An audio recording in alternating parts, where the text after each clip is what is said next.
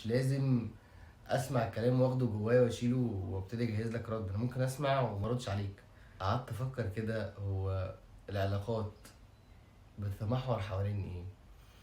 اكتشفت شويه حاجات بسيطه لطيفه، ان اولا احنا مش لما بنيجي نتكلم مع بعض مش بنتكلم عشان نسمع، احنا بنتكلم عشان نرد، عشان ندافع. فقعدت افكر ان احنا المفروض نسمع الاول كويس، المفروض نسمع لبعض.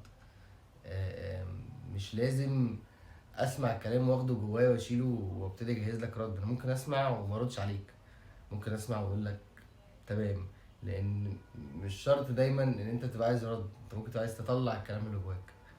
فمحتاجين نسمع بعض او نسمع عامة، لان لما بنسمع كتير جدا من المعلومات ممكن تبقى مفيدة بالنسبة لنا. ولما بنسمع باستعداد ان انا استوعب وافهم الكلام، ده بيأثر كتير على شكل التواصل اللي بيني وبين الشخص اللي قدامي.